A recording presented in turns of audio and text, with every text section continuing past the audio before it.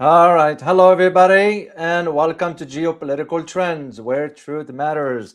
I'm your host, Dr. Oualaalou. Excited to be with you as always. Today's topic, I will be addressing the recent raid of the U.S. military on a Russian oil tanker. And I'm going to be providing you my own analysis about really what does it mean within the big picture.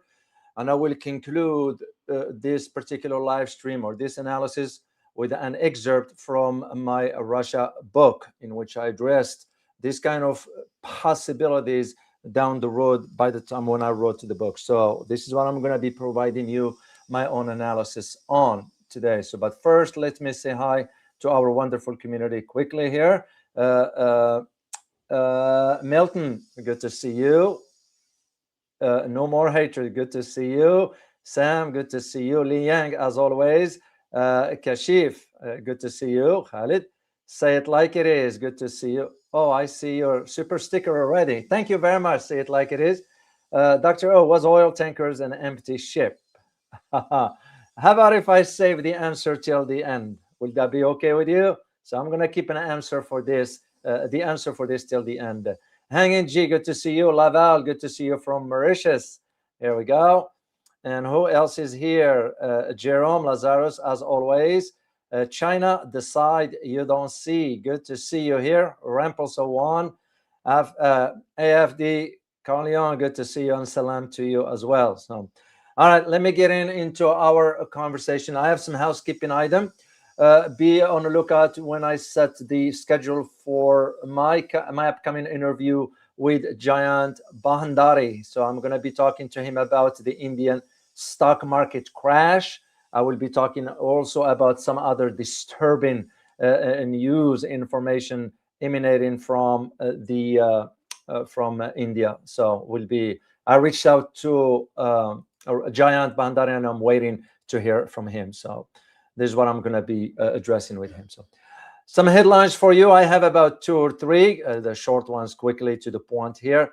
The first one has to do with this. This is Chinese scientists. Why is this important? Because I need you to understand what is going on around between the US and China. Well, scientists now are migrating from the United States to China. It's the reverse. So, and has sort of almost, we're looking at exactly what took place during the Cold War era. You all remember of the scientists moving out of certain countries and so forth. So the movement of scientists between the United States and China, it's not just an ordinary individual migration with personal motives, even though some might have that, but it has become now a part of a much deeper scene of competition between the two global powers over funding, attracting scientists, publishing research papers, and an increasing sensitive political and security climate in almost every part of the world. This is what's important. So a lot of scientists are leaving the US towards China. So I've been keeping an eye on this one here. Second one has to do with, once again, who else? India, Modi. But this has nothing to do with particularly India. It has to do with Bangladesh. Bangladesh now has officially suspended all visas, services for all Indian nationals. So they are sort of fed up with it. And it's taking almost joining the rest of some other countries around the world of dealing with India. It's over. And we start to see here in the US some really serious issues coming up with fraud committed by some Indian nationals and so forth, which to me, in my suggestion will be like, give them a fair trial, give them their day in court, put a fine if they violated the law, and deport them permanently out of the US. The third one I want to share with you has to do with the French farmers. But for you to see, I'm going to share this clip with you here. It'll make more sense to you. Then I'll elaborate on it as I move forward here. So let me share a screen if you bear with me here. And this, by the way, just came out this morning. And I just got a message from my niece in France, wishing me happy birthday because it's my birthday today, which usually I don't talk much about. But anyway, the news came out that exactly what is going on in France. So let me share the screen with you, and you can take a listen here.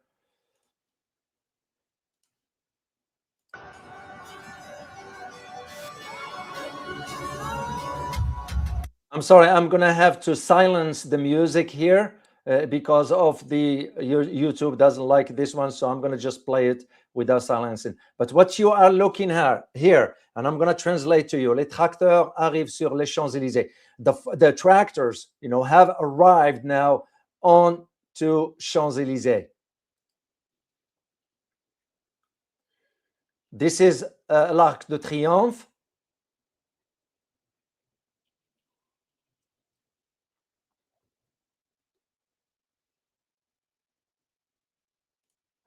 And as you notice here, so this is exactly what the French farmers now, the beginning of the revolution, if I may use the term, because France is known for this, and this is why they took over. Of course, the media is not going to be disclosing. This is not from a media outlet, so I'm going to share the link with you. You can, if you follow me on X at the Oualaalou, just follow me there. And you'll get a lot of information that usually it's not posted on mainstream media. So, all right, let's get into our topic today. What I'm going to be addressing for you right here in this regarding the raid on the Russian flagged oil tanker.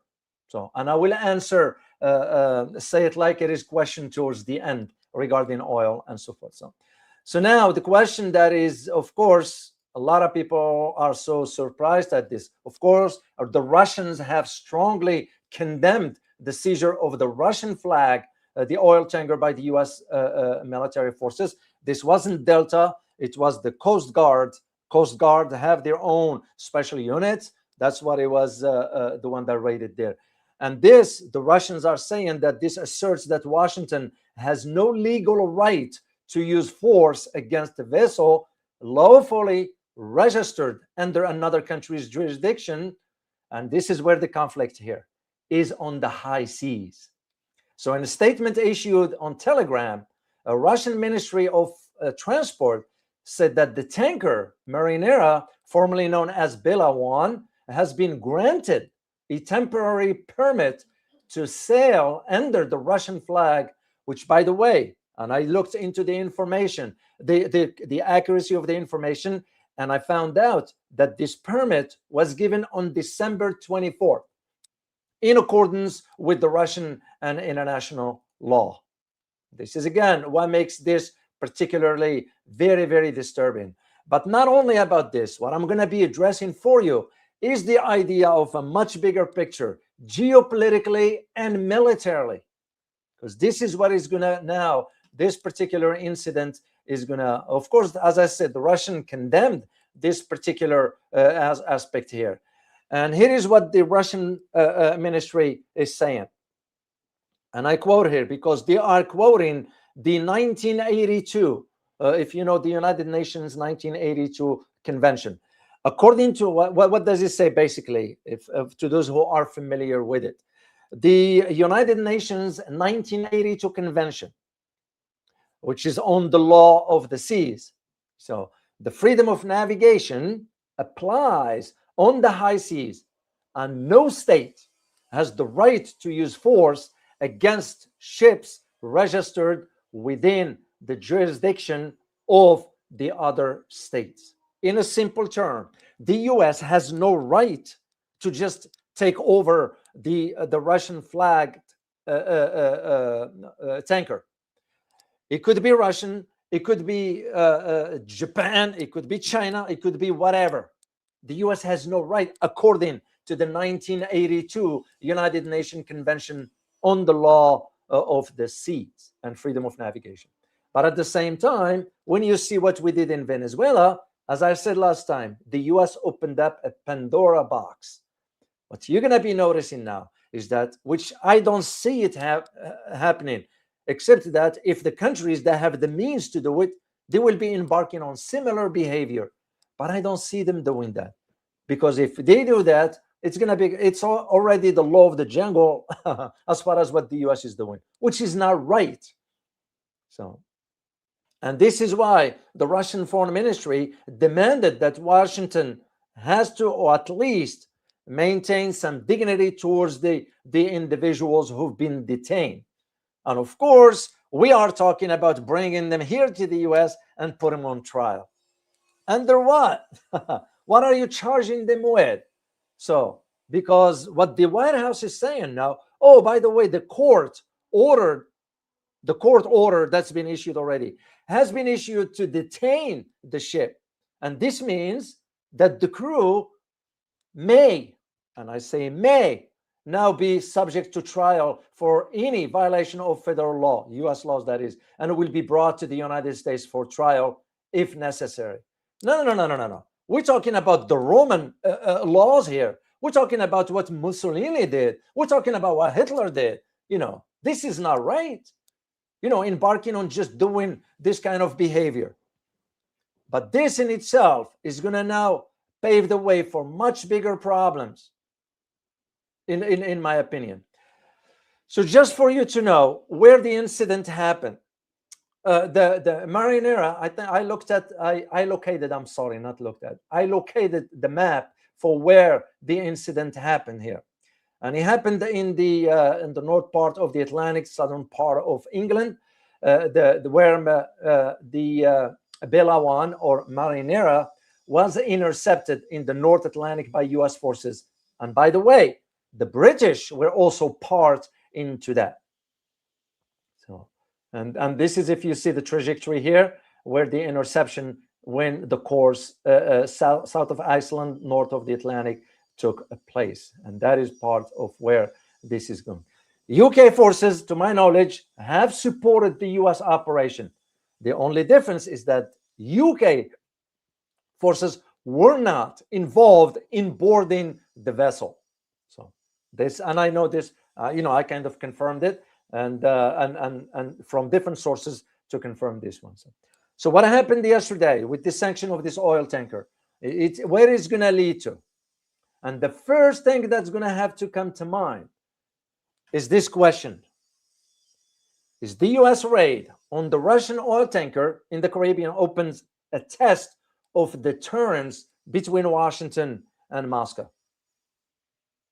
Because in my opinion, as one who wrote a book about Russia and addressed this kind of issues as to what might lie ahead between Washington and Moscow, and here is an incident now that proved sort of the possibility of what if, because this indeed is a significant geopolitical moment, in my opinion. So you look at why it makes this case particularly sensitive, because this tanker, which began as the Belawan on the US sanction list as part of the so-called Ghost Fleet, involved the transporting of oil from Venezuela and Iran, initially was bound for Venezuela but changed course when pursued by US ships, which took a few days. They couldn't board it at that time.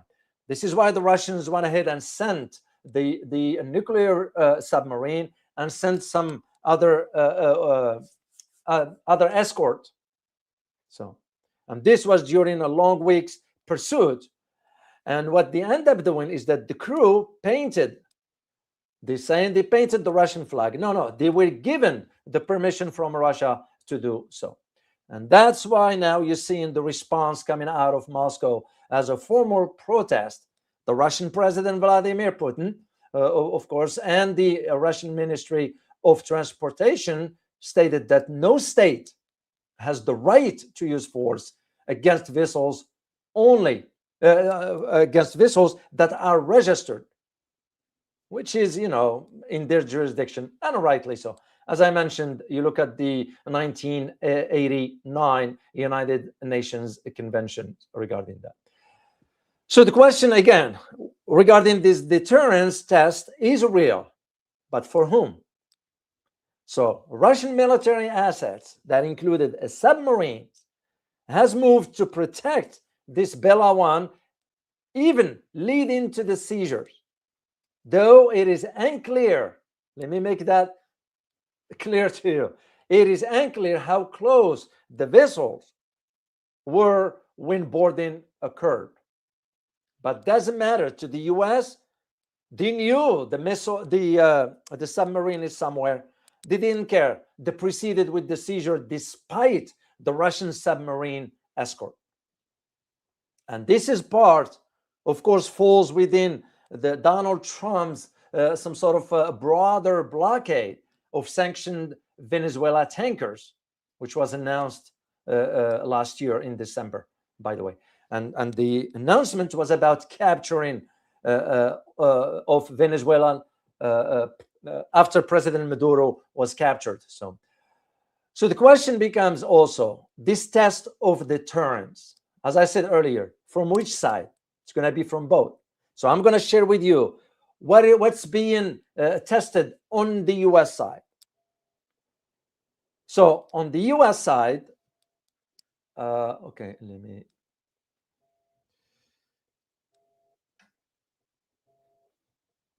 On the U.S. side is the idea of, can you guys hear me, by the way?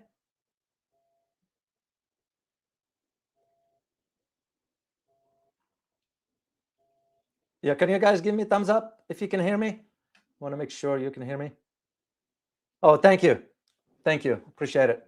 Because you went silent on me here. So here's the idea. The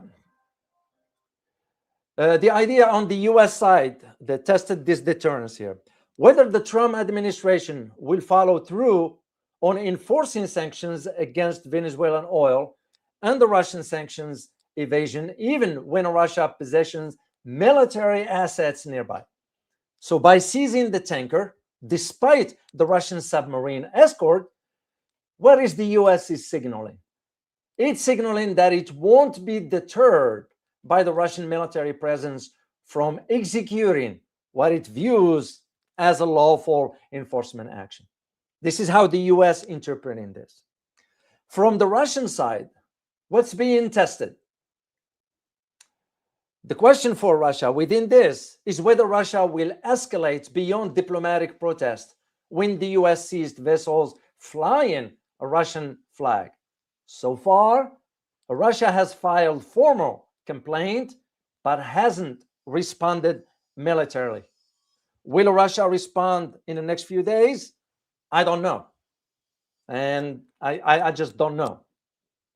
The question is whether Russia sees this particular raid as a serious enough challenge to its interests and credibility to risk military escalation, or Russian will sort of accept this as a cost of the broader sanctions environment. In either case, to Russia, this is a test of its credibility, because if Russia doesn't respond, it loses its credibility with its own allies, because they're going to be seeing or saying, well, Russia is so weak, they couldn't do anything. And this is where that deterrence dynamics are. So the U.S. action essentially says, and if you are to think about it, we will enforce our policy regardless of your military presence. And by the way, this is also sent to the Chinese as a message. So a Russian military response, or even lack thereof, signals how seriously it takes this challenge. Neither side is sort of appears to be backing down. But to what end? This is where the challenge is. So now the calculation, I gotta close this. There's some, it's okay here. Hold on a second, guys.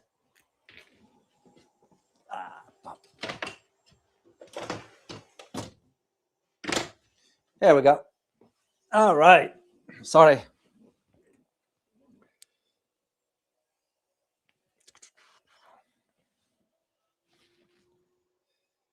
Sorry, I had to close this. There's a lot of noise outside here. So where was I? So the idea that this suggests a calculation that direct confrontation isn't worth the risk, at least on part of the Russians. The Americans seems to, if we are raiding this, we're willing to take the risk. So even while using military assets, and that in itself sends a loud and clear message on part of the US that strength matters. And why does this matter? Because you're going to have to think in terms of really what took place back in history. And my reference is, for example, if you are to think about, if you are to go with, for example, what Mussolini said back then, what Hitler said back then. For example, if you think about Benito Mussolini doctrine for fascism, the fascist state expresses the will to exercise power and to command. So you look at, or even the Roman tradition, which embodied the concepts of strength. No. Once again, you think about what even Hitler himself said: "He who would live must fight. He who does not wish to fight in this world," this is quote from Hitler himself, "where permanent struggle is the law of life, has not the right to exist." So it's very disturbing in a sense of, but at the same time, I'm seeing what the US is doing. It's exactly the same, just in a different time and a different setting. So, and this is, in my opinion, fundamentally about signaling the resolve in a context. Yeah, if you want to signal and resolve some sort of in a contested space where neither side wants direct conflict. But apparently the US doesn't see it that way. The Russians might be thinking pragmatically that way. Is it worth escalating over taking over a tanker? I don't know. What do you guys think? To me, it's problematic. The fact that it has a flag of a sovereign state and you are raiding it, it gives you no right to do so. So at the same time, if the Russians don't respond, that means it sends the signals that they can be pushed around. And if the Russians, despite their military might, can be pushed around, can you imagine what other countries who have no power whatsoever, what happened to them? So, and whether this now deter future similar situations, I don't know. It depends partly on how the other side interprets the signals. So, but you have to put this within the bigger context, and the bigger context, this has nothing to do with just the Russian oil aspect. It has to do also with the much larger picture of Venezuela. Venezuela, meaning the US control of Venezuelan oil.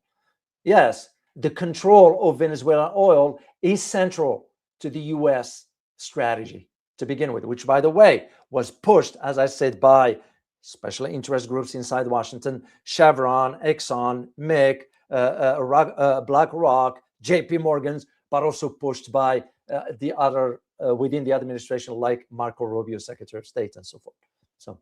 So, and this is why, when you think about it, when the Donald Trump administration announced the blockade of the sanction of Venezuelan tankers, so you have to think about the big picture where this is headed, because the blockade that the US imposed, some sort of, in my opinion, represents a practical sort of application of an explicit geopolitical doctrine. This one is adopted by Donald Trump, of course. I don't know if other presidents, even the Democrats, might end up doing the same. Two faces of the same coin anyway.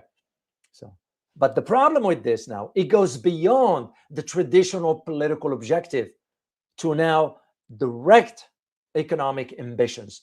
And the direct economic ambitions is to take over.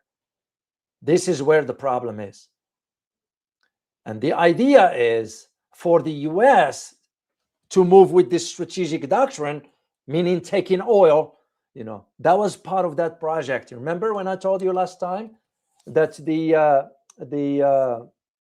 Heritage Foundation worked on a specific project for the US government behind the scenes. So this vision, in my opinion, is summarized in the principles of, as you all know, the spoils go to the victor, in quote, You all remember that, right?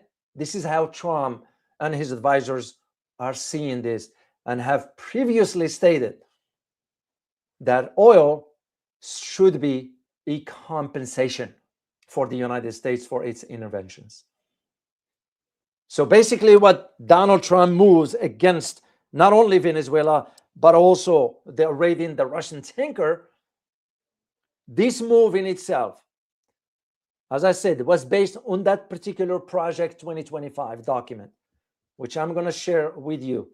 You can read it yourself later on, should you decide to do so. It's more, it's just the way it is. Because for the Donald Trump, and the way the US administration will do this is through a simple mechanism. And that simple mechanism is to legitimize the control. For example, in the case of Venezuela, all we needed to do is classify the oil institutions as a terrorist entities. Basically, when you do that, that gives you the legal foundation of transforming Venezuelan oil from commercial commodity, okay, into an illicit asset that could be confiscated. Because the US will say, we have justification because it's a terrorist entity. That is why for a month it's been saying, oh, the Venezuela, Maduro was drug trafficking this and oil this and all that. But this one now is going beyond by raiding the Russian flag tanker. And that's exactly what was translated from that particular project, a naval blockade and the interception of oil tankers.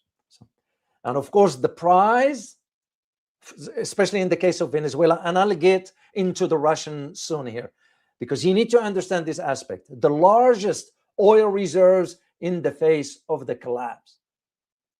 Because when you think about it, economically speaking,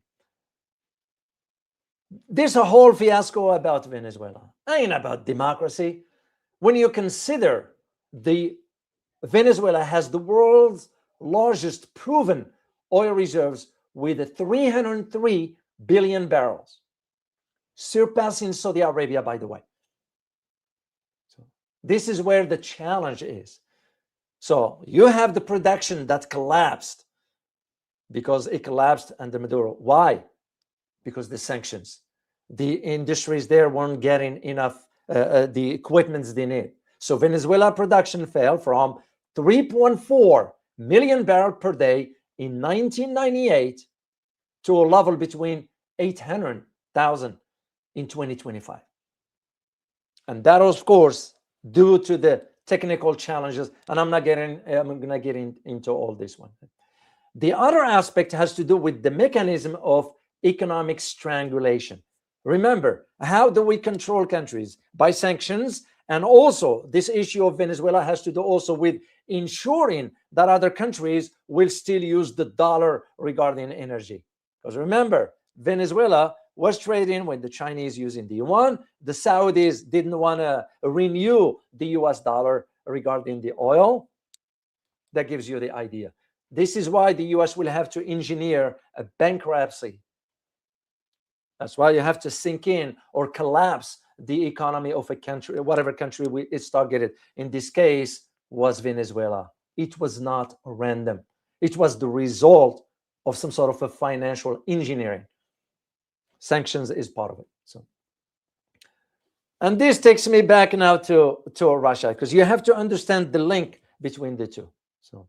So when you read into this operation, raiding the Russian tanker, it goes beyond some sort of procedural dimension, because it is understood, at least for me as a geopolitical analyst, as a test of the Russian deterrence system. And truly, it affects the state of the Russian prestige per se on the global stage regarding the military aspects of it, if it does not respond. So, because when you look at it, when Moscow sent the nuclear submarine and a number of warships to the Atlantic Ocean few days ago to protect this particular Russian transporting oil ship in the region. And the US knew about it, and they went ahead and raided it, and the Russians didn't respond. It tells you the story right there. So the question that is currently being raised in Moscow revolve around the next steps, especially with the movement now of the Russian naval fleet to confront the Americans. Because what's going to be next? The US doing the same in the Black Sea? Hypothetically. So, and this is again where you have to understand the big picture of all this. And I'm going to go back quickly to Venezuela here for one reason, because now you have the Secretary of State, Marco Rubio, briefing Congress, okay, and telling them that, by the way, we're going to take over the Venezuelan oil exports. We're going to be managing it. Is the same fashion we did and still doing for Iraq. Do you know that Iraq oil proceeds don't go to Iraq? They go to New York. They have to go through New York. It's their oil, and yet they have to ask us for the money. So I see the same scenario. And because you're looking at the State Department, U.S. State Department, I'm sorry, the Department of Energy, confirming that Washington will handle the global sale of Venezuelan oil with an estimated suggesting 50 million barrels could generate about $2.5 billion. You all see where this is going. And this is what appears the strategic goals of all this, especially when it comes down now to this Venezuela in connection or in context of what took place with the Russian. They both go simultaneously because you can't separate one from the other. So for the administration, the US wanted to block the revenue for the Venezuelan oil, but also it wanted to prevent the sanction erosion. So on both sides. And this is where it's going to be shifting now the priorities for many other countries moving forward. Will they succeed in doing so? I don't know at this point. Liking this video so far? Don't just be a watcher. Go ahead and hit the like, share, and subscribe button. And don't forget to tap the bell so you will not miss any of my videos or live streams. This way, you will be supporting a channel that stands for the truth and objective reporting. The choice is yours. Thanks for your support. And to put this within this bigger picture is that the Russian case that just happened with the raiding the Russian oil tanker, the Russian dimension add more complexities because Russia, here is the thing, Russia ain't interested in Venezuelan oil for itself, but for maintaining a leverage over Venezuela and demonstrating support for a client. That is what it is. Because with all this, now by shielding Venezuelan oil shipments, Russia gain influence and shows it can challenge the US sanction enforcement. But apparently, since they didn't respond, it falls flat on its face. So, and that's why, in my opinion, the tanker, the seizure of the tanker, sort of defies Russia's military presence, because it is as much as it is about US-Russia competition as it is about Venezuela itself. And they might end up, other oil-producing countries might end up being the winner. Since you have a blockade from the Venezuelan oil, some other country, like Iran, for example, like Saudi Arabia, might end up picking up the difference there. And this leads us to the other fundamental question is, will this incident, meaning the raiding of the Russian oil tanker, lead to a military escalation between Russia and the United States? To me, it's essential. It's essential, but it is also uncertain outcome, because you have to consider several factors suggest, in my opinion, this escalation is possible, but not inevitable. It depends on whom you ask. what you need to understand is that the reason for the escalation might be unlikely. The reason for the escalation. Russia's restraint so far is telling. Because if they didn't respond already by now, it's kind of, I don't know. Again, knowing what I know about how the Russians operate, Russians are also tactical, strategic in their movement. They might respond later, maybe. I don't know. So the US proceeded with the seizure despite the Russian submarine escort. And the Russia didn't intervene militarily. That could also suggest something else, which falls back into the question that was asked earlier, which I will answer towards the end. And this suggests, in my opinion, that Moscow calculated, because what is going on in Ukraine, Russia is calculating that direct military confrontation over a tanker ain't worth the risk. So even, and this is to me a big question mark, even Russia realizing allowing this to happen is costly to its own credibility. So, and this is again where you think about both countries, not just the Russians, the United States and the Russians, Federation that is. Both sides seems to understand the difference between acceptable competition. This is when you realize about sanction enforcements, military posturing, diplomatic protests, and so forth, and an unacceptable escalation, shooting at each other, basically.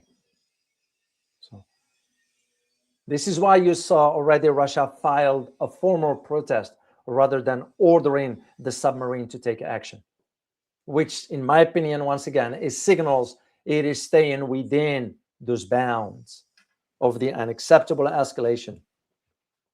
So, but the broader geopolitical context also matters. Both powers, the United States and Russia, have many other concerns, and neither benefits from a direct military clash in the Caribbean area. But you do not ignore the possibility that reasons for escalation could also happen. Because here's the thing, and again, we're just thinking out loud here. What if the US continues seizing Russian flag vessels? Then what the Russia is going to have to do? Because the people inside Russia is going to ask him, what the heck wrong with Putin not taking action, not defending the country? Because that's what you will expect from a president on behalf of the citizens. Because if the US continues seizing the Russian vessels, flag vessels, Russia, in this case, is going to be facing cumulative damage to its credibility.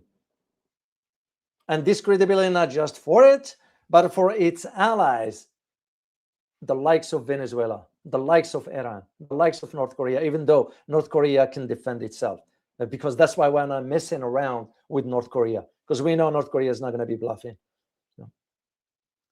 But at the same time, there is something called humiliation. Because this, if Russia allowed this, that means it's a repeated humiliation that could make a military response feel necessary at some point. I don't know if they are at this point or not. And the thing is, miscalculation is always a possibility. And that's, again, always my fear of miscalculation. An incident like this at the sea, you have confusion. You have confusion about intentions. You have this, you have that. You have also the domestic political pressure on either Vladimir Putin or Donald Trump. Because pressure on either could push things past the current red lines. Then you will have, at least the way I'm thinking about it, the most likely trajectory. And that the pattern probably will continue. Meaning the US will continue to enforce sanctions. Russia will sort of protest and possession military assets as a show of strength, but both avoid the direct military engagement. However, in this scenario, in my opinion, this will create some sort of, what's the word I'm looking for? A tense equilibrium because that tense equilibrium could fracture if either side overestimates the other's red line, or even if circumstances themselves change significantly. Because to me, again, I found myself asking this, again, another fundamental question. Will this operation undermine Russia's deterrence if it does not respond? And my answer is absolutely yes, it will undermine it. And that is the core dilemma, by the way, for the Russians that they are facing right now, which is why this particular incident is such a significant test.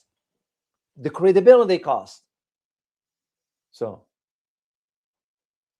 and again, you know, did everybody know that it was a nuclear submarine in the vicinity?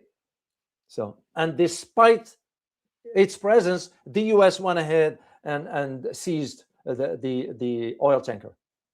So, because if Russia declared that it's sending submarine to protect and couldn't protect it when the U.S. raided, then what's the point?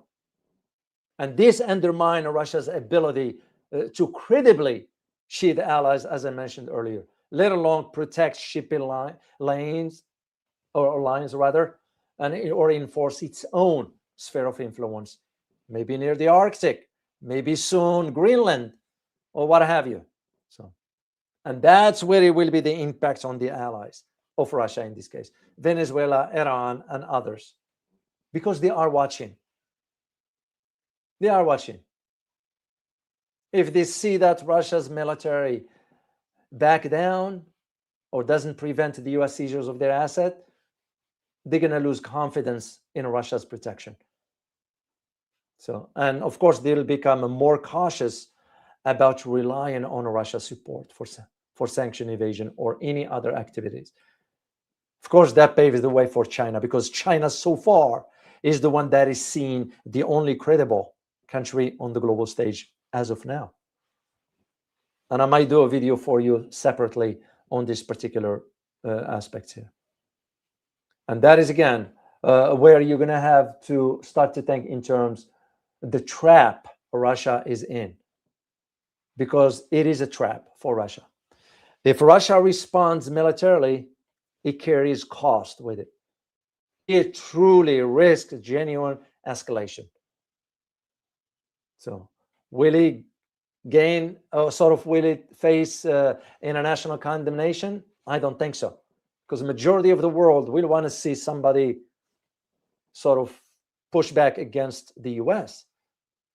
But on the other hand, Russia is thinking in terms, if you do that against the US, you could trigger NATO involvement if things get out of control.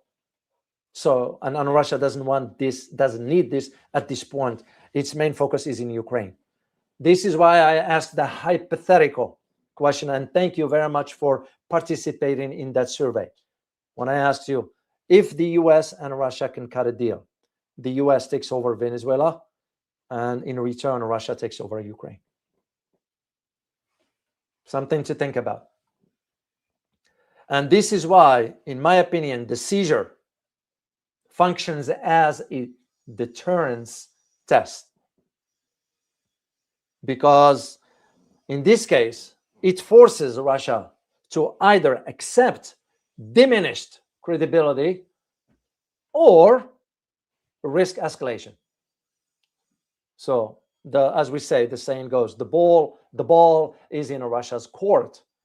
So Moscow's decision now, of course, protesting diplomatically and so forth, but not escalating militarily. And that in itself, for me, it suggests that it chooses the former. So for now, things could change. We don't know. So, and that is where you see the difference between military escalation or restraint. So analyzing Russia's response, you're going to have to think of a lot of, at least, you know, if you do quick analysis, of course, this kind of stuff, you have to dig deeper. But if you are to think, there's two options. I don't see any third. So the response will be to use military unit deployed in the region which would mean a direct confrontation with US forces, or resorting to self-restraint and limit oneself to a political condemnation.